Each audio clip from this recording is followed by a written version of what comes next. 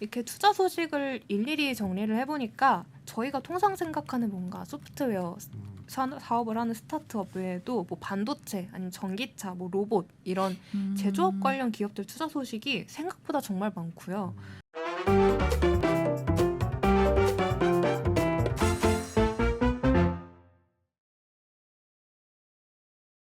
고품격 테크 방송. 아웃스탠딩 쇼 안녕하세요. 아웃스탠딩의 최영식. 정지혜입니다. 저희 방송은 지하철 타면서 들어도 아주 좋고요. 운전하면서 들어도 아주 좋고요. 그리고 설거지하면서 들어도 아주 좋고요.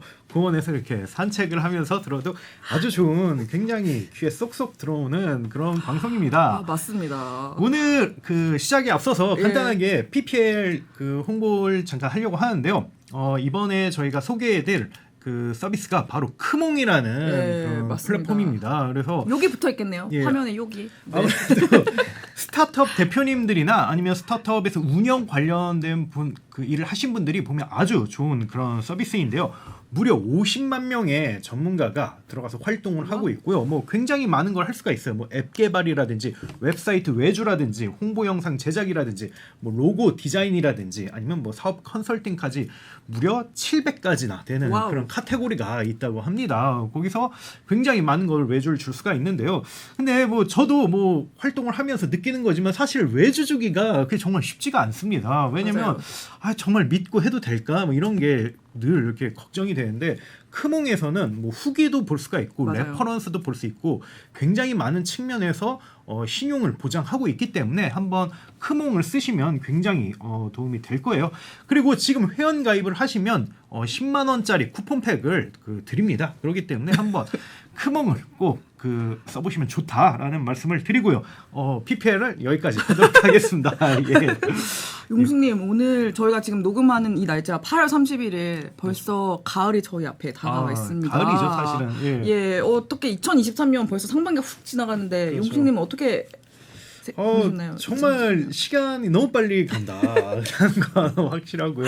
그래서 뭐 상반기 때 여러 가지 했었던 것 같아요. 뭐 비즈니스도 다양하게 했고 무엇보다도 아스쇼를 시작을 했잖아요. 맞아요. 이게 정말 이게 스타트업 씬에 정말 엄청난 임팩트를 보일 만한 그런 쇼 아닙니까? 그렇기 때문에 뭐 벌써 어느덧 저도 한 8년차, 9년차 어머. 대표가 되는데 계속해서 이게 일을 벌리는 게 정말 재미있고 또 여전히 그리고 앞으로도 계속 이렇게 해야 되지 않을까 그렇게 생각을 하고 있는데 좀 어떠셨습니까? 전 2023년 절대 평생 못 잊을 것 같습니다. 그런 말씀 많이 하시더라고요. 좀 어떤 측면에서 그렇죠? 일단 처음으로 관리자 역할을 맡았고 그다음에 아스쇼도 시작을 하면서 유튜브에 제 얼굴이 팔리고 있고 욕도 그렇죠. 먹고 있고 욕 없어요.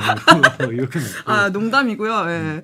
그래서 정말 많은 걸 배운 한 해여서 너무 재밌고 남은 4개월인가요? 4개월도 기대가 되는데 사실은 그래서 이제 상반기가 지나갔기 때문에 저희가 조금 이 시점에서 뭔가를 좀 정리를 한번 해봐야 되겠다 싶어가지고 오늘 저희가 방송 주제를 준비를 했잖아요. 맞습니다. 예. 저희가 상반기 스타트업 투자 소식을 이렇게 좀 같이 갈무리해서 보면 어떨까 하고 오늘 방송을 준비해 봤는데요. 그래서 지금 스튜디오에 조혜리 기자가 나와서 뭐 요즘 굉장히 핫한 업계에서 핫한 그렇죠. 오늘 오전만에 또 우리 이제 패스트 벤처스의 박지웅 대표님 인터뷰를 제가 버스 안에서 읽으면서 왔는데 너무 재밌어가지고 홀린 듯이 다 읽었다. 여러분도 보시면 좋을 것 같고요. 아무튼 지금 스튜디오에 조혜리 기자 나와 있는데 한번 인사해 주시죠. 네, 안녕하세요. 조혜리 기자입니다. 오늘은 대체 좀 어떤 이야기를 전해주실지 좀 간단하게 설명해 주시면 좋을 것 같습니다. 네. 오늘은 제가 아웃스탠딩에서 그간 매월 투자를 많이 받은 스타트업 20곳을 매월 리포트로 정리를 해왔거든요. 그래서 그 리포트를 바탕으로 상반기 스타트업 투자 소식을 정리해 드리려고 하고요. 이게 설명을 조금 드려야 될 것 같아요. 일단 제가 썼던 리포트가 매월 투자를 가장 많이 받은 스타트업 20곳만 다뤘기 때문에 이게 전수조사가 아니에요. 그래서 약간 6개월치를 다 모아도 공동순위까지 합치면 122건이었고요. 따라서 뭐 금액이 약간 되게 작은 건, 초기 투자건 이런 거는 다 빠졌다고 봐야 되겠죠. 그리고 막 전체 투자 금액, 뭐 아니면 투자 분야 분포 이런 거를 집계하기에는 조금 적합하지 않은 것 같더라고요. 그래서 뭐 저는 예를 들어 가장 투자를 많이 받은 스타트업 이런 식으로 좀 하이라이트만 짚어보았고요. 질문은 총 5가지를 뽑아봤습니다. 첫 번째, 가장 투자를 많이 받은 스타트업. 두 번째, 누적 투자금이 가장 많은 스타트업. 세 번째, 가장 많이 투자를 받은 분야. 네 번째, 가장 많은 투자건에 참여한 투자사.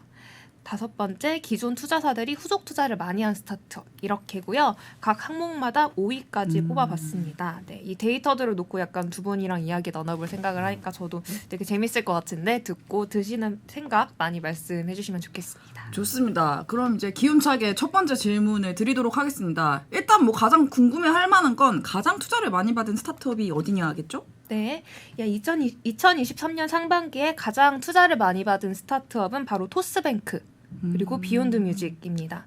둘 다 2천억 원씩 투자 받았고요. 와우. 하나씩 짚어보겠습니다. 일단 토스뱅크. 토스뱅크는 다들 너무 잘 아시겠지만 토스의 자회사이자 인터넷뱅크죠. 네, 2021년에 정식으로 출범을 했고요. 여기는 사실 더브이씨 같은 투자 정보 사이트에서 막 스타트업 이렇게 필터링하면 안 나와요. 은행으로 되어 있거든요. 그래서 당연히 돈이 되게 많이 필요할 거고요. 2천억 원의 되게 대규모 투자를 유치한 것도 은행업을 영위하는 데에는 자본이 매우 많이 필요하기 때문이다. 이렇게 볼 수 있겠습니다.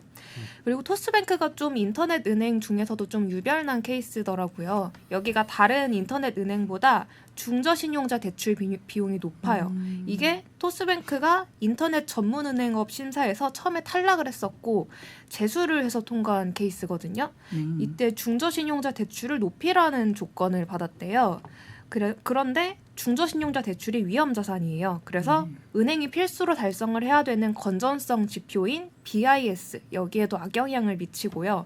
연체율 부담이 높아지기 때문에 대출을 늘리기도 좀 더 어려워져요. 근데 은행은 보통 대출로 수익을 낸다고 하더라고요. 그래서 여러모로 좀 제약이 있는 상황이다 이렇게 얘기를 할 수가 있고요.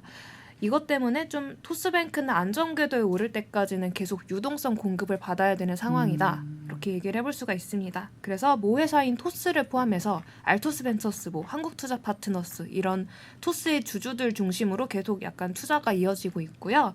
좀 한동안은 토스뱅크에 대한 대규모 투자 소식이 지속적으로 들려올 것 같다. 이렇게 말씀드릴게요. 좋습니다. 그럼 토스뱅크랑 같이 똑같은 2천억 원을 투자받은 비욘드 네. 뮤직에 대해서도 설명을 부탁드리겠습니다. 네, 비욘드 뮤직은 음원 IP에 투자해서 수익을 내는 회사입니다. 여기는 2023년 5월에 프렉시스 캐피탈이라는 사모펀드로부터 신주 인수권부 사채로 2천억 원을 투자받았습니다. 근데 여기가 조금 특이한 게 막 2천억 원 투자받았다고 해서 막 지분 투자 받은 것처럼 기업가치 몇천, 막 1조 이렇게 생각을 하시면 안 되고요.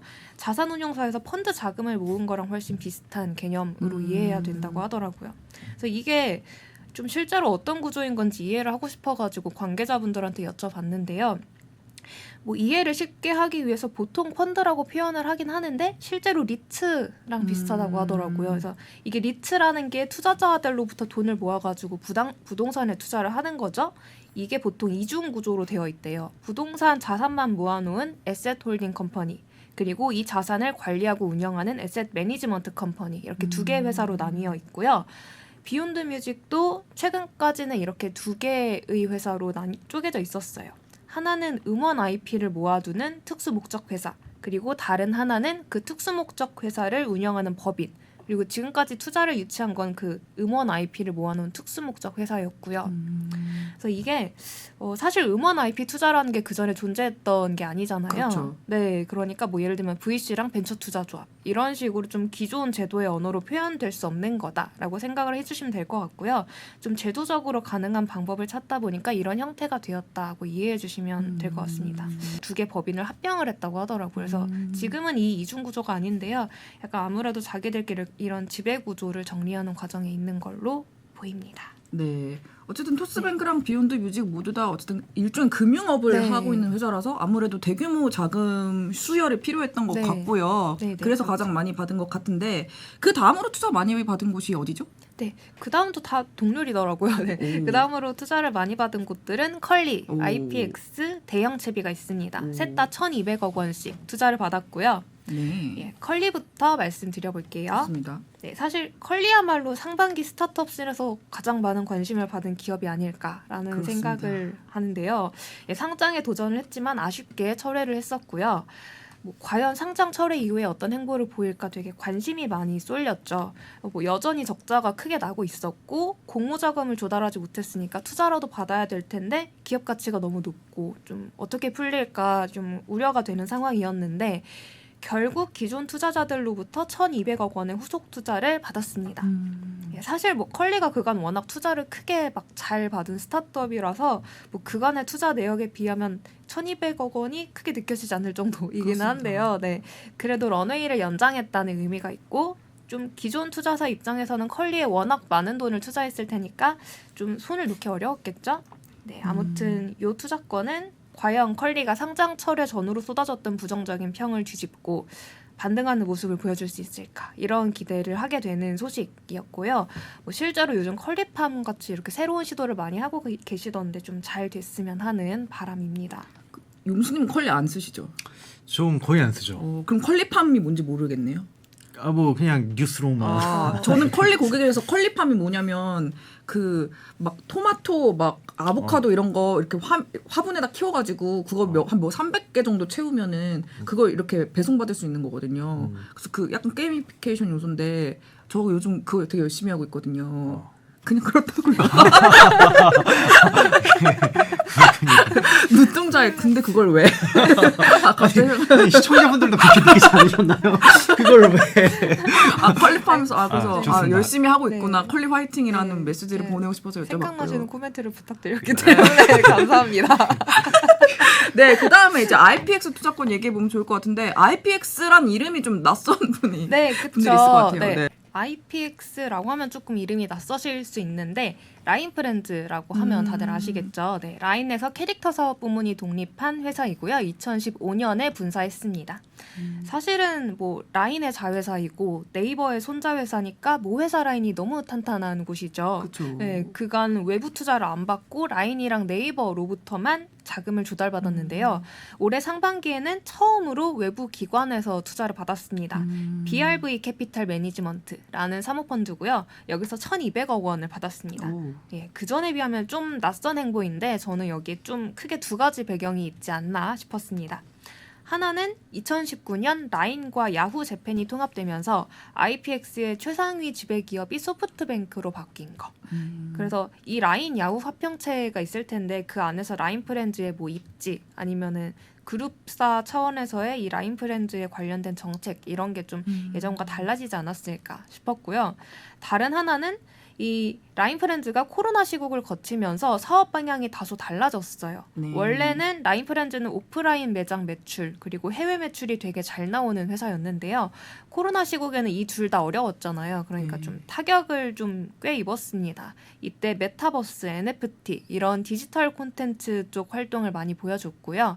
새로 바꾼 사명인 IPX도 IP 익스피리언스의 약자예요. 그래서 IP 비즈니스를 하는 회사로 거듭나겠다 이런 의미죠. 그래서 이 두 가지 맥락을 종합을 해보면 앞으로 디지털 콘텐츠 부문에 진출을 하면서 좀 더 독자적인 행보를 걷게 되는 거 아닐까라는 생각을 했습니다. 네, 좋습니다. 그럼 마지막으로 대영채비 이 회사도 투자를 받았다고 하셨는데 이름이 네. 되게 특이하거든요. 여기는 어떤 그쵸. 곳이죠? 네, 좀 저도 이름이 낯설었는데요. 그 2016년에 설립된 전기차 충전 인프라 기업입니다. 그래서 이 채비라는 게 그 자기네 브랜드명이더라고요. 그래서 전기차 충전소 관련해서 제조부터 시작해서 막 납품, 운영, 설치, 사후 관리 이런 것까지 좀 종합적인 서비스를 제공한다라는 곳이고요. 여기가 전기차 충전 분야에서 그래도 빅3로 꼽히는 곳이래요. 예, 근데 다른 곳들은 대기업에 넘어갔기 때문에 여기만 좀 다른 노선, 투자를 받아서 독자적으로 스케일업하는 노선을 택했다 이렇게 볼 수 있습니다. 그래서 처음으로 외부 투자를 받은 게 2019년이고요. 카카오 인베스트먼트가 50억 원을 투자했어요. 네. 그리고 2021년에 600억 원, 2023년에 1,200억 원 받았는데 되게 크게 받았고요. 네, 약간 인프라 사업이니까 그런 거 아닐까라는 생각이 들었습니다. 그리고 투자를 제일 많이 한 곳은 스틱 인베스트먼트예요. 여기가 토종 사모펀드 명가라고 불리는 곳이거든요. 벤처 투자도 많이 하시고요. 여기가 총 1,100억 원을 넣어서 2대 주주이고요. 결국 그 대형 채비의 최근 라운드 기준 기업 가치는 4,600억 원이나 오, 됩니다. 높네요. 네, 그렇죠. 약간 이렇게 나올 수 있었던 게 이 회사가 처음부터 매출이 많이 났더라고요. 약간 설립 첫 해에는 물론 매출이 1억 7천밖에 안 되긴 했는데 그 다음 해에 바로 1,100억 원을 넘었고요. 2022년에는 매출이 500억 원을 넘었습니다. 좀 이미 좀 매출이 규모를 이룬 회사이기 때문에 좀 대규모 투자를 받지 않았나라는 생각이 들었고요. 요즘 뭐 전기차 관련 투자 소식이 되게 많이 들려오는데 좀 투자 금액이나 기업 가치 면에서는 선두라고 부를 수 있지 않을까라는 생각이 들었습니다. 네. 알겠습니다. 그러면 이어서 좀 누적 투자금에 대해서 한번 이야기를 나눠보면 좋을 것 같은데요. 그러면 상반기 누적 투자금이 가장 많았던 스타트업은 어디였나요? 네, 일단 이거 말씀드리기 전에 누적 투자금 순위가 앞서 말씀드린 순위들이랑 조금 많이 뭐, 겹쳐요. 그렇겠죠? 네, 근데 네. 겹치는 곳은 좀 간단하게만 짚고 넘어가겠습니다. 그리고 지금 말씀드리는 순위는 공개 투자건만 집계한 결과다라는 거 감안해 주시면 좋겠습니다. 그래서 누적 투자금 순위 1위는 토스뱅크입니다. 아, 네, 네. 최소 1조 500억 원 이상을 투자받았고요. 이건 뭐 매 라운드마다 2천억 원에서 3천억 원 이렇게 되게 크게 투자를 받았기 때문에 그런 겁니다. 그런데 은행인 만큼 뭐 유동성 확보가 워낙 중요해서 이렇게 투자를 많이 받았음에도 여전히 유동성 논란에 시달리고 있고요. 아까 말씀드린 대로 앞으로 계속 투자가 필요할 것이다. 네. 뭐 아무래도 돈이 많이 필요할 테니까 그쵸? 그렇겠죠.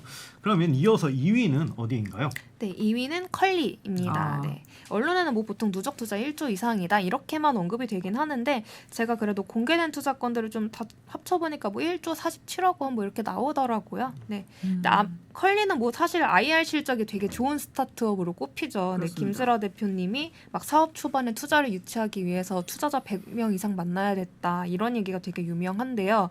한번 물꼬가 트인 뒤에는 진짜 눈부신 IR 실적을 좀 보여줬습니다. 전성기에는 기업 가치 4조 원까지 찍었고요. 최근 투자 라운드에서는 뭐 그보단 좀 떨어졌지만 기업 가치가 2조 9천억 원이나 됐습니다. 그래서 그냥 다 약간 규모가 거의 조 단위 이런 탈스타트급 규모를 좀 보여주는 곳이다라고 할 수 있겠습니다. 그렇군요.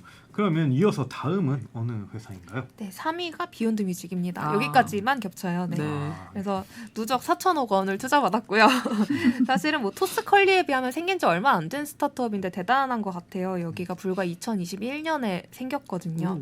네, 뭐 아까 말씀드렸던 대로 비욘드 뮤직의 투자 유치는 뭐 일반적인 지분 투자랑 좀 다르다라는 점 감안해 주시고요. 뭐 그럼에도 이렇게는 얘기할 수 있을 것 같아요. 비욘드 뮤직이 이야기하는 음원 IP 투자의 미래에 약간 4천억 원의 투자금이 모였다. 뭐 이럴 수는 있지 않을까 싶습니다. 여기까지 말씀하신 것처럼 다 겹쳤는데 네. 그 다음 네 번째는 좀 다른 회사인가 봐요. 네, 맞습니다. 그 4위는 크림입니다. 예, 여기는 네이버의 리셀 플랫폼으로 시작한 곳이고요. 2020년 3월에 서비스를 출시했고 같은 해 11월에 별도 법인으로 분사를 했습니다. 그래서 최근 뭐 리셀 플랫폼은 물론이고 패션 플랫폼까지 아울러도 가장 화제성이 높은 곳이 아닐까 싶은데요. 예, 여기도 계속 투자를 많이 받아서 누적 투자금이 3,606억 원이고요. MAU 성장세도 되게 좋습니다. 여기는 주주 라인업을 살펴봐도 되게 잘 나가는구나 이 생각을 제가 했어요. 일단은 뭐 네이버의 손자 회사이자 스노우의 자회사이니까 태생부터 네이버를 배경으로 두고 있는 곳이죠. 든든하겠네요. 네. 그리고 투자는 근데 또 외부 기관으로부터 주로 받았어요. 라인업도 좋고요. 약간 소프트뱅크 벤처스, 알조스 벤처스, 미래에셋 캐피탈 딱 이렇게 세 곳밖에 없거든요.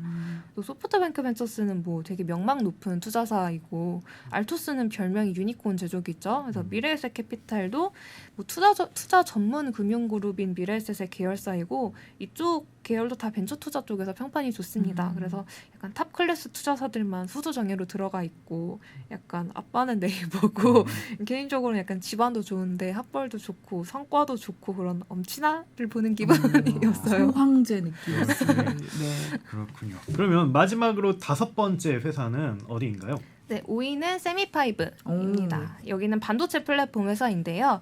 기업들이 뭐 전용 반도체, 그러니까 뭐 특정 목적의 반도체를 개발할 때 필요한 것들을 제공하는 곳이다. 이렇게 보시면 됩니다. 뭐 최근에 리벨리온이나 퓨리오사 AI 같은 AI 반도체 설계 스타트업들이 유망주로 되게 떠오르고 있는데 이런 회사들이 세미파이브랑 경쟁 관계가 아니라 협력 관계예요. 그러니까 리벨리온이 세미파이브의 클라이언트가 되는 거죠. 그 외에도 뭐 중견 팬리스 업체 이런 데들을 클라이언트로 확보하고 있다고 하고요. 전 여기 보고 생각이 든 게 약간 골드러시 때 돈을 번 게 약간 광부들에게 청바지를 판 곳들이었다 이런 얘기 많이들 하시잖아요. 그래서 약간 세미파이브는 AI 골드러시 시대에 청바지를 파는 회사라고 할 수 있지 않을까 이런 생각을 저는 좀 해봤습니다. 되게 투자 굉장히 많이 받았네. 어느 정도 받았는지. 네네. 그래서 뭐 여기도 투자를 되게 많이 받아서 누적 2,406억 원의 투자를 와우. 받았습니다. 네, 그리고 올해 2023년 3월에는 675억 원의 투자를 받았는데요. 이게 약간 비하인드가 있었어요. 찾아보다 보니까. 그래서 되게 규모가 큰데 사실은 아는 분들이 그렇게 많지 않았거든요. 이게 경제매체 딱 두 군데만 보도가 되게 조용히 보도가 됐어요. 그래서 직접 여쭤보니까 이 보도 자료를 내려고 했는데 한 곳에서 미리 터뜨려서 약간 의미가 없다고. 아니, 그래도 해도 되는데. 그러게 말입니다. 저도 그렇게 말씀드렸는데 당첨하세요. 네. 네, 좀 그렇게 생각을 하셨던 것 같더라고요. 저도 왜냐면 저는 한 군데서만 뜨면은 좀 아닐 수도 있다고 생각을 하는 그럴 수 편인데 있죠. 네. 이라 확인을 해보고 나서야 이게 약간 팩트구나라는 걸 알았었고요. 아무튼 이 마지막 투자 당시의 기업 가치는 4,500억 원 수준이었다고 합니다. 그래서 꽤 주목받는 곳이라고 할 수 있습니다. 네. 그럼 지금까지 우리가 어디가 투자를 가장 많이 받았는지 또 어디가 누적 투자를 가장 많이 받았는지 이렇게 살펴봤잖아요. 그러면은 투자가 가장 많이 이루어진 특정 산업의 섹터, 분야 이런 데를 좀 살펴봐도 재밌을 것 같습니다. 네, 요거는 뭐 아까 말씀드린 대로 약간 월별 상위 20건만 집계해서 나온 거다. 요 점 네. 일단 감안하고 들어주시고요. 어느 분야에서 대규모 투자가 많이 나왔는가 이렇게 이해해 주시면 될 것 같아요. 그래서 저는 좋습니다. 건수 기준으로 집계를 했고요. 네. 예, 단일 분야 중에서 투자가 가장 많이 이루어진 분야는 의료 바이오 분야입니다. 총 25건이 나왔는데요. 네. 뭐 사실 저희가 IT 전문이라서 바이오를 아주 많이 다룬 건 아니긴 하지만 그래도 바이오는 되게 투자가 많이 이루어지는 분야죠. 전통적으로. 그러다 보니 그리고 벤처 투자 혹한기가 이번에 닥쳤을 때도 가장 타격을 많이 받은 분야로 이렇게 평을 받았는데요. 근데 좀 실제로 집계를 해보니까 그럼에도 불구하고 여전히 투자가 많이 이루어지고 있다라는 걸 볼 수가 있었고요. 다만 금액이 막 수천억 원 이렇게 엄청 큰 경우는 많지 않았고 약간 100억 원, 200억 원 수준으로 딱 20위 안에만 들 정도로 많이 분포해 있더라고요. 그래서 뭐 눈에 띄는 건으로는 오른테라퓨틱 여기가 KB 인베스트먼트랑 IMM 인베스트먼트가 계속 후속 투자를 하고 계시더라고요. 이 정도를 꼽을 수 있겠습니다. 좋습니다. 그럼 2위 산업 분야는 어디일까요? 네, 두 번째 투자가 많이 이뤄진 분야는 콘텐츠였습니다. 네, 총 11건이었고요. 뭐 투자 금액을 다 합친 것 자체는 의료 바이오보다 많았어요. 이게 뭐 2,000억 원을 투자받은 비욘드 뮤직, 뭐 1,200억 원을 투자받은 IPX 이렇게 대규모 투자를 받은 케이스가 포함되었기 때문이고요. 뭐 비욘드 뮤직은 아까 살짝 말씀드렸지만 금융업의 성격도 있다는 점 참고해 주시고 근데 그거를 금융으로 분류해도 순위는 바뀌지 않습니다. 오케이. 아무튼 콘텐츠 분야에 이렇게 투자가 많이 됐다는 게 저는 약간 의외였는데 전반적으로 좀 IP를 가공하고 활용할 역량이 있는 회사들에 대한 기대가 큰 거 아닐까 이렇게 보였습니다. 뭔가 저희도 컨텐츠 종사자기 때문에 뭔가 가슴이 뿌듯해지면서 세 번째로 좀 투자를 많이 받은 섹터가 어디일까요? 네, 공동 3위를 한 분야들이 여러 곳이 있는데요. 좀 간단하게 짚고 넘어갈게요. 네. 예, 금융, 이커머스, 자동차, 환경에너지, 제조 프린터 이렇게이고요. 다들 6건씩이었습니다. 금융 분야에는 토스뱅크, 뭐 아데나 소프트웨어, 피플펀드 이런 곳들이 있었고요. 뭐 토스뱅크 설명하면서 말씀드렸던 것처럼 기본적으로 금융업이라는 분야 자체가 자본이 많이 필요한 것 같아요. 그래서 실제로 투자를 한 케이스들을 살펴보면은 여기에 투자를 집행한 투자사들도 금융 분야에 좀 신사업을 모색하면서 투자를 하는 면이 있는 것 같다. 이런 느낌을 많이 받았고요. 이커머스 분야에는 컬리, 레브잇은 올레이즈라는 서비스를 하는 곳입니다. 그리고 크림 이런 곳들이 속합니다. 여기 이커머스는 뭐 작년까지만 해도 투자를 제일 많이 받았고 사람들의 관심도 정말 컸지만 혹한기가 되면서 역시 큰 타격을 입었다고 평가를 받는 분야죠. 근데 이 실제 기업들의 면면을 살펴보면서 생각한 건데 여전히 이커머스 기업들이 화제를 주도하고 있는 것 같다는 생각이 맞습니다. 많이 들더라고요. 뭐 컬리랑 크림의 경우도 그렇고 이 레브잇, 올레이즈의 경우에는 요즘 제일 화제가 되고 있는 좀 뉴페이스인 것 같거든요. 그래서 이게 아무래도 실생활에 맞닿아 있는 비즈니스를 하기 때문이 아닌가라는 생각을 해보았고요. 네. 자동차 분야에서 투자를 많이 받은 기업은 뭐 대형 채비 아까 말씀드린 그리고 뭐 나머지는 IMS1, 이지차저 이런 곳들이 있는데요. 대부분 전기차 밸류체인 내에서 사업을 하는 기업들이고요. IMS1은 뭐 비마이카라고 하면은 아는 분이 계실 수도 있을 것 같아요. 네, 그런 차량 렌탈 플랫폼이고요. 이지차저는 전기차 충전 솔루션 기업입니다. 네. 그리고 그다음. 다음이 네, 그리고 그다음 환경 에너지 분야, 네. 뭐 최근 떠오르는 키워드인 기후 투자랑 관련이 있겠죠. 그래서 뭐 ESS용 흐름 전지 전문 기업인 H2 이런 곳이 대표적이고요. 지속 가능성을 위한 기술을 모색하는 기업들이 요 군에 속해 있습니다. 마지막으로 제조 분야도 뭐 투자권이 되게 많이 보이거든요. 네. 사실 여기도 뭐가 들어가냐면 로봇 스타트업들 있죠. 네, 그래서 뭐 로봇을 만드는 스타트업들도 되게 많고요. 요즘은 로봇 플랫폼을 하는 스타트업도 생기더라고요. 그런 상황입니다. 아, 그렇군요. 이번에는 뭐 챕터 네 번째로 한번 네. 넘어가겠습니다. 그럼 요즘 뭐 시장이 어렵다 하는데 그럼에도 불구하고 활발하게 투자하는 회사들이 있잖아요. 있죠, 그래서 있죠. 좀 얼마나 많은 투자를 했나 그걸 좀 순위대로 얘기해주면 좋을 것 같은데요. 뭐 그에 대해서 뭐 잠깐 뭐 언급해 네. 주실 게 있을 것 같은데. 예. 저희 패턴에 익숙해지셨군요.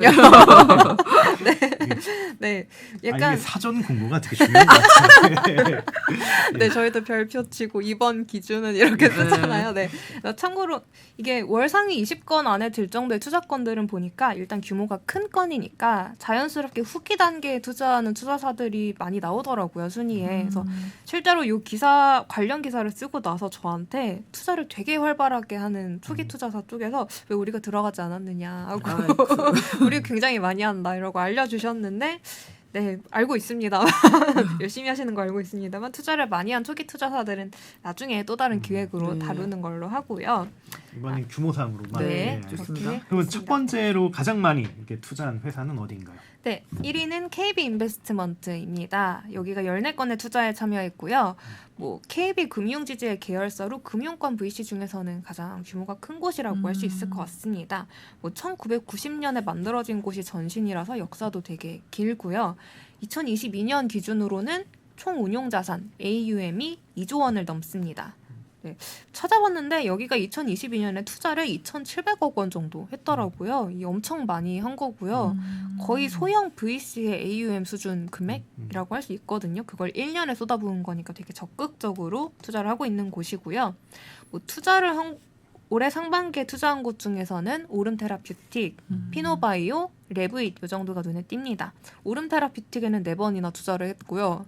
그리고 피노바이오에는 3번, 뭐 다 밀어주는 포트폴리오가 아닐까 싶죠. 둘 다 바이오 분야의 기업이고요. 레브잇의 경우에는 아까 말씀드렸지만 최근 되게 빠른 성장세와 약간 업계에서 갑론을박의 대상이 되고 있는 핫한 기업이고요. KB 인베스트먼트는 여기에 두 번째로 후속 투자를 이어가고 있습니다. 그렇군요. 그러면 이어서 두 번째로 많이 투자한 회사는 어디인가요? 네, 2위는 기업은행입니다. 오. 네, 12건의 투자에 참여했고요. 개인적으로 이 순위를 집계하면서 은행에 나올 거라고 생각하지 않았었어요. 저는. 네.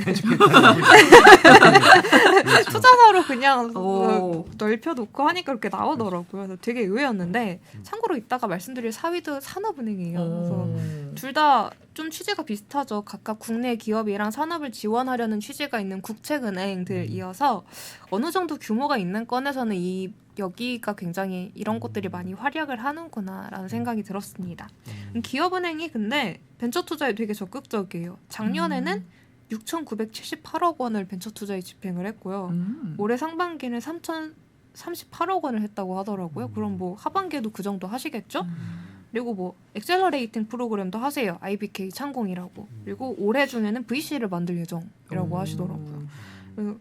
그래서 굉장히 적극적이신 곳이고 올해 상반기에 투자한 곳 중에서는 APR이 가장 눈에 APR. 띄었습니다. 네, 저희도 많이 다뤘는데 예, 요즘 실적도 좋고 IPO도 예정되어 있는 그런 곳이죠. 아, 그렇군요.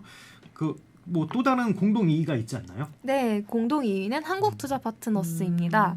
여기는 한국투자금융그룹 계열의 VC고요. 뭐 국내에서 벤처 투자를 가장 많이 하는 VC다. 규모가 가장 크다. 이렇게 얘기를 할 수 있는 곳입니다.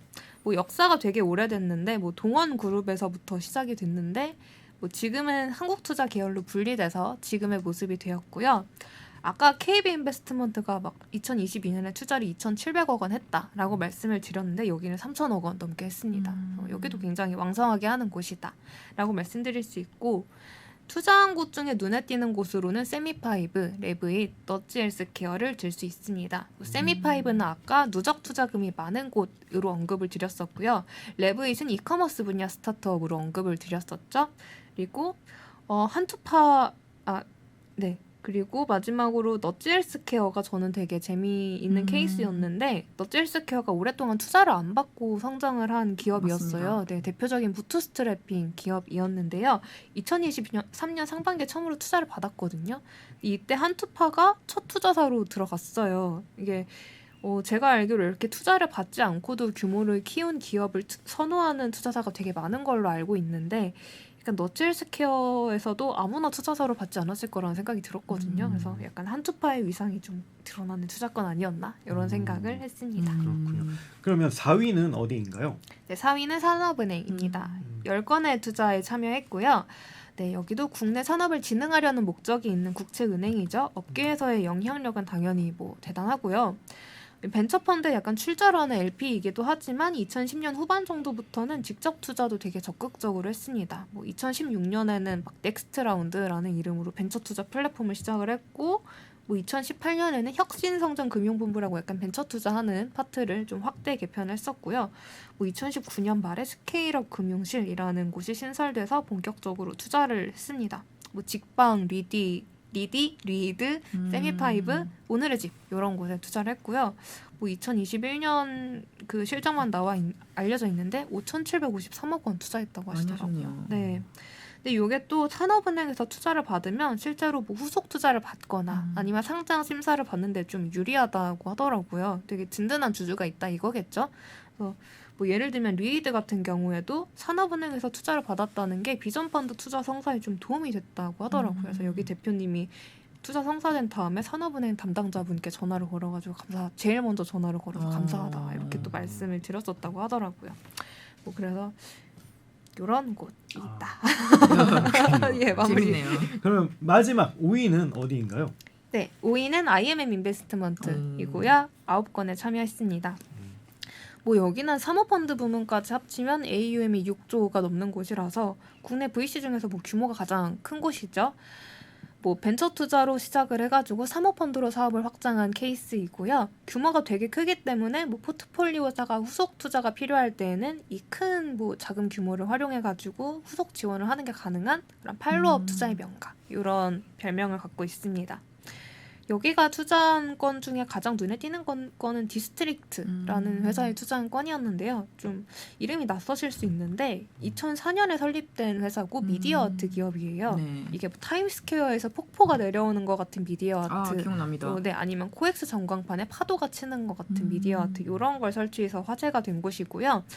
여기가 이제 아르테미술관이라는 걸로 해외 진출을 한다고 하는데 IMM이 특수목적법인을 설립해서 1,000억 원을 투자를 했습니다. 그리고 디스트릭트는 이미 2022년 기준으로 매출 400억 원 이상, 영업이익은 100억 이상 잘 발생하는 나네요. 기업입니다. 그렇기 때문에 투자를 잘 받은 것 같고요. 그 외에는 바이오 기업 투자권이 꽤 많더라고요. 근데 IMM은 국내 1호 의사 출신 VC인 문여정 상무님이 있는 곳으로 네. 좀 유명하죠. 그래서 확실히 바이오 투자가 강한 곳이구나라는 생각이 들었습니다. 네, 좋습니다. 지금까지 굉장히 깊고도 상세하게 쭉 살펴봤는데요. 저희가 마지막으로 좀 이제 사실 투자사들이 후속 투자하는 것도 되게 중요한 네. 지표 중에 하나잖아요. 네. 그래서 기존 투자자들 중에서 후속 투자 가장 많이 한 스타트업은 어딘가 이것도 살펴보면 의미가 있을 것 같거든요. 네, 그렇죠. 네, 저는 일단 기존 투자사들이 최소 2번 이상 투자를 집행한 경우를 좀 모아봤고 그렇게 후속 투자를 집행한 투자사들의 개수로 순위를 매겨봤어요. 1위가 레브잇입니다. 네, 여기서 본격적으로 좀 소개를 드려보자면 이커머스 플랫폼인 올웨이즈를 운영하는 곳이고요. 클린벤처스, 미래에셋 캐피탈, 미래에셋 벤처투자, KB 인베스트먼트, 한국투자파트너스, GS벤처스 이렇게 총 6곳이 후속 투자를 했고요. 여기가 불과 2021년 9월에 설립된 신생 스타트업이고 그리고 몇 개월 단위로 연달아서 후속 투자를 받고 있다. 이런 점을 생각하면 약간 되게 기세가 대단하다라고 할 수 있을 것 같고요. 근데 사실 후속 투자가 텀이 짧다고 다 좋은 건 아니라고 하더라고요. 네, 그냥 돈이 모자라서 받는 경우도 있고 펀딩 상황은 다 되게 다르니까요. 근데 레브잇은 되게 금액이 계속 올라가고 있고요. 막 중간에 브릿지 이런 걸로 잘 안 쪼개더라고요. 그래서 이거는 뭐 기업 가치가 계속 올라가고 있다는 거고 성장세가 빠르다고 볼 수 있다라고 하는데요. 그리고 투자사들이 그 성장세에 동의를 하고 있다는 거겠죠.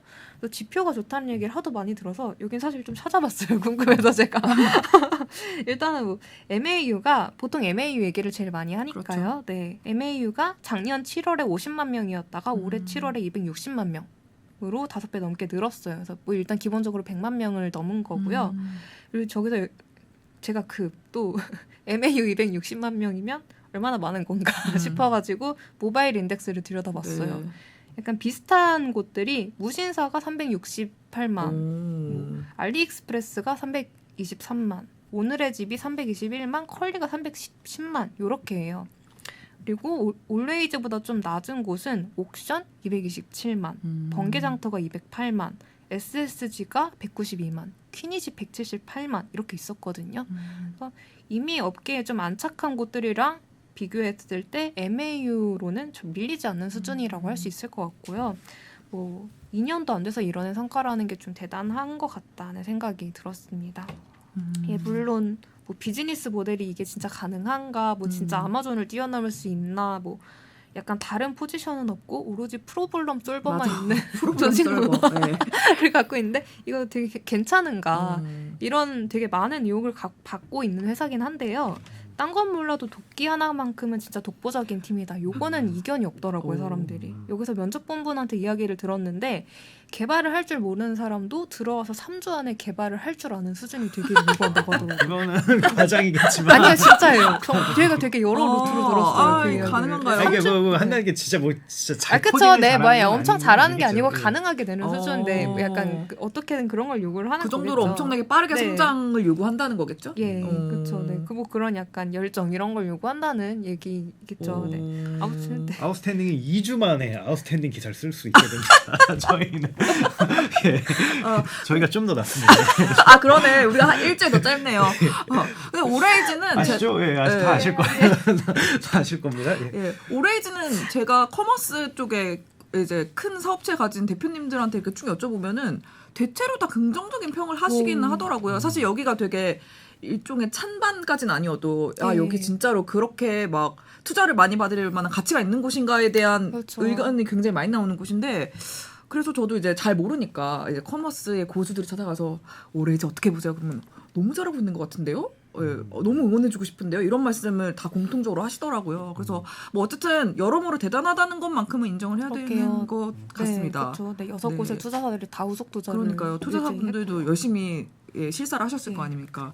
그러면 2위가 어디죠? 네, 2위는 두들린이라는 스타트업입니다. 네. 그리팅이라는 HR SaaS 솔루션을 만들고 있는 회사고요. 뭐 대학생 창업팀이 만들었는데 되게 빠르게 성장하는 곳으로 여기도 되게 유명합니다. 여기에 투자사는 뭐 프라이머, 슈미트, 동훈 인베스트먼트, 알토스 벤처스, 퓨처플레이 이렇게 5곳이고요. 다들 두들린에 2번 이상 투자를 했습니다. 근데 제가 방금 말씀드린 곳들이 다 되게 유명한 곳들이에요. 그렇죠. 네, 뭐 퓨처플레이는 스타 투자사인 뭐 류중희 대표님이 만든 곳이고 알토스 벤처스는 아까 말씀드렸듯이 유니콘 제조기라는 별명이 있을 정도고 뭐 슈미트는 되게 탑급 VC인 DSC 인베스트먼트의 자회사죠. 뭐 프라이머는 약간 국내 엑셀러레이터 업계의 종갓집 같은 거라고 할 수 있고 네 근데 프라이머는 또 두들린에 시드부터 시리즈 B 브릿지까지 4번 연속 투자를 하고 있더라고요. 근데 이런 초기 투자사나 엑셀러레이터는 좀 보통 시드만 하는 경우가 많았거든요. 그렇죠. 프라이머도 그랬고. 근데 프라이머가 안 하던 후속 투자를 할 정도면 얼마나 마음에 드는 걸까. 저는 이 생각을 두들린을 볼 때마다 해요. 네, 전반적으로 뭐 창업경진대회 우승하고 유명 투자사로부터 차근차근 시드부터 투자를 받고 이런 약간 저는 모범생 같은 정성 루트를 밟고 있는 회사라는 느낌을 많이 받습니다. 네, 모범생 두들린. 그러면 3위는 어딘가요? 네, 3위는 메디웨일이라는 회사입니다. 예. 여기는 망막 영상으로 질환을 예측하는 AI인 닥터눈이라는 프로그램을 개발하는 곳이고요. 이노폴리스 파트너스, IPS 벤처스, SBI 인베스트먼트, BNK 벤처 투자, 4곳이 후속 투자를 진행했습니다. 뭐 최근 투자 라운드에는 미국의 대형 병원이나 뭐 미국의 바이오 전문 엑셀러레이터 이런 곳들이 들어왔는데요. 뭐 실제로 미국 시장을 적극적으로 공략한다고 하더라고요. 여기 있는 창업기가 재밌어서 소개를 좀 해드리고 싶어요. 네. 여기 공동 창업자 두 분이 처음엔 의사랑 환자로 만났다고 하더라고요. 네. 환자였던 분은 포항공대 출신인 최태근 대표님이고요. 의사였던 분은 세브란스 안과 출신의 임영택 대표님입니다. 그래서 2016년에 최태근 대표님이 우연히 병원에 갔다가 녹내장 진단을 받으신 거예요. 날벼락이었겠죠. 그래서 본인처럼 아무 증상 없이 녹내장을 겪는 사람이 없도록 하고 싶다. 그래서 소프트웨어를 개발하기로 결심을 했는데 그때 만난 의사한테 동업을 제안을 한 거예요. 갑자기? 그래서 대단하신데라는 생각을 했는데 어쨌든 성사가 돼서 뭐 이렇게 약간 사업도 하고 투자도 이만큼 받으시는 사업체를 키워왔고요. 재밌는 회사인 것 같습니다. 인연이란 게 있나 봐요. 근데 좀 특이한 케이스. 네, 이런 케이스는 처음 듣는 것 같은데. 약간 좀 네, 동업자를 이렇게 만난다고? 보통 아는 사람들끼리 하는. 네, 일반적이죠. 그러니까요. 네. 되게 인상이 좋았나? 아무튼 너무 궁금한데 그 다음으로 4위는 어디일까요? 4위는 좀 공동순위들이 세 곳 있는데요. 예. 문토, 바로팜, 자이메디 이렇게 있습니다. 네. 예, 하나씩 짚어보자면요. 문토는 아는 분들 많으실 것 같은데요. 커뮤니티 서비스를 하는 스타트업이고 뭐 트레발이랑 더불어서 투톱이라고 할 만하죠. 뭐 트레발이랑 다른 점이라고 한다면 독서 모임뿐 아니라 다양한 형태의 모임을 하는 거고요. 뭐 여기도 당연히 코로나 시국에 되게 타격을 받았을 테지만 잘 살아남으셨고 2023년 상반기에 52억 원의 투자를 받았습니다. 이게 어려운 시기 이후에 투자를 받았으니까 저는 좀 의미가 있는 것 같다는 생각을 많이 했고요. 기존 투자사인 본엔젤스, IMM 인베스트먼트, 대교 인베스트먼트 모두 후속 투자에 참여했습니다. 그다음에 바로팜. 여기는 약국을 위한 B2B 의약품 주문 솔루션을 만드는 스타트업입니다. 원래 약사가 약을 주문할 때 도매상에 따로따로 주문을 넣어야 한다고 하더라고요. 이 문제를 해결해주는 솔루션을 만들고 있고 약사 두 분이 공동 창업을 한 곳입니다. 그래서 약사가 직접 만들었기 때문에 고객의 페인 포인트를 되게 잘 해결해준다. 이런 평을 듣고 있다고 하고요. 투자사들은 KB인베스트먼트, 미래에셋 벤처투자, 미래에셋 캐피탈 다 두 번 이상 투자를 했습니다. 그래서 여기는 올해 상반기에 150억 원의 투자를 받았는데 기업 가치가 1,000억 원 이상이었다고 하고요. 여기가 뭐 2021년에 만들어진 곳이니까 뭐 기업 가치가 그래도 빠르게 오른 편 아닌가 싶습니다. 마지막으로 자이메디라는 곳인데요. 여기는 ARS라는 단백질 합성 효소에 기반한 신약을 개발하는 회사입니다. 바이오 기업이죠. 네, ARS 분야의 되게 권위자이신 연세대 김성훈 교수님이 창업한 곳이라고 하고요. 여기 후속 투자를 한 투자사로는 A티넘 인베스트먼트, 컴퍼니 K 파트너스, UTC 인베스트먼트가 있습니다. 뭐 아시겠지만 다 업계에서는 약간 유명하고 인지도 있는 곳들이고요. 최근에 투자 라운드에서는 바이오 계열의 CVC들이 투자에 좀 들어왔더라고요. 메디톡스의 CVC인 메디톡스 벤처 투자, 뭐 종근당 계열의 CVC인 CKD 창업 투자 이런 것들이 들어왔는데 뭐 앞으로 이쪽이랑 협업을 많이 하지 않을까 싶었습니다. 그래서 이렇게 혜리님이 정리를 해주니까 이게 전반적인 상반기의 돈의 흐름이 그냥 한눈에 다 이렇게 보입니다. 보이는 것 같습니다. 그래서 한번 이렇게 굉장히 많은 그런 자료 수집이 되게 눈에 띄는데 좀 이걸 마지막으로 한번 트렌드를 정리해주면 좀 시청자분들이 굉장히 크게 도움이 될 것 같거든요. 한번 거기에 대해서 분석을 한번 해주시죠. 분석. 네, 거창한 것은 아니고요. 거창하게 얘기하세요. 알겠습니다. 포장을 해야지 잘. 거창하게. 네. 아무튼 느낀 거는 일단 첫 번째로는 확실히 초대형 딜의 개수는 줄었다. 네, 뭐 2021년의 경우만 해도 만약 이런 식으로 꼽으면 야놀자 2조부터 시작해야 되고요. 그렇죠. 네, 수천억 원대 딜이 진짜 많았어요 그때는 뭐. 그리고 2022년에 꼽는다고 해도 메가장 클라우드 4,500억 이렇게부터 시작을 하거든요. 그래서 확실히 줄었다라고 할 수 있고. 두 번째로는 이렇게 투자 소식을 일일이 정리를 해보니까 저희가 통상 생각하는 뭔가 소프트웨어 사업을 하는 스타트업 외에도 뭐 반도체 아니면 전기차 뭐 로봇 이런 제조업 관련 기업들 투자 소식이 생각보다 정말 많고요. 투자 금액도 되게 크게 들어갑니다. 네, 그래서 되게 중요한 분야구나라는 생각을 저는 많이 했고요. 모바일이 좀 지고 뭐 다른 트렌드가 오르나 뭐 이런 생각도 들기도 하네요. 네. 그래서 약간 AI랑 로봇이 또 결합해서 새로운 것이라고 할 수도 있을 것 같고요. 세 번째, 뭐 그럼에도 불구하고 약간 대중적으로 주목을 받는 건 확실히 플랫폼이구나. 일단 들어보기라도 아. 했고 예. 모바일 지지 않는군요. 반복하는 걸로 조금 하겠습니다. 섣불렀네요. 라는 내 생각이 들었습니다. 제가 오늘 말씀드린 기업들 중에서도 대중적인 화제성이 제일 큰 곳, 약간 듣고 바로 알아보실 만한 곳들은 다 이커머스 기업이었다고 그렇죠. 네. 생각하거든요. 네. 만약 저한테 누가 약간 상반기 스타트업 투자 순에서 가장 화제성이 컸던 기업을 꼽아봐라 라고 하면 저는 감히 약간 컬리랑 올웨이즈를 꼽을 거거든요. 네, 그래서 그렇다라고 할 수 있고, 마지막으로 되게 오랫동안 투자를 받지 않다가 투자를 받는 기업들의 케이스를 되게 많이 보게 되거든요. 그런데 이게 항상 흥미로운데 오늘 말씀드린 기업 중에는 너치 헬스케어랑 디스트릭트 이런 곳이 있고요. 이게 둘 다 투자 받지 않고도 탄탄하게 성장을 해왔고, 그런 상태에서 투자를 받아야겠다고 결심을 하니까 대규모 투자를 한 방에 받을 수가 있었던 것 같아요. 근데 이게 저는 좀 스타트업이라는 개념, 그리고 스타트업식 투자 모델의 개념이 약간 퍼져나가고 있다는 의미가 되지 않을까라는 생각을 했고요. 좀 스타트업을 취재하는 저의 입장에서는 취재 대상과 범위가 보다 넓어지고 있다, 약간 경계가 흐려지고 있다, 이런 의미로도 느껴졌습니다. 뭐 아웃스탠딩도 2번이나 인수됐지만 또 투자 받을 수도 있는 거죠. 그렇게 따지면. 그래서 저는 굉장히 많은 부분 공감을 했고, 맞아요. 근데 네 가지 트렌드가 저는 어떻게 보면 얼핏 평범해 보일 수 있지만 굉장히 큰 의미를 담고 있는 것 같아요. 그래서 정말 그걸 한번 좀 업계 관계자분들은 곱씹어봤으면 굉장히 크게 도움이 될 것 같다, 맞아요. 이 말씀을 드리고 싶습니다. 네. 저희가 아쉽게도 시간이 벌써 다 됐습니다. 맞습니다. 오늘 방송은 여기서 마무리하고자 하고요. 앞으로 저희는 더 재미있는 주제, 더 흥미로운 주제 가져오도록 하겠습니다. 그러면 좋아요, 구독, 알림 설정까지 부탁드리고요. 저희는 다음 이 시간에 인사드리도록 하겠습니다. 감사합니다. 감사합니다.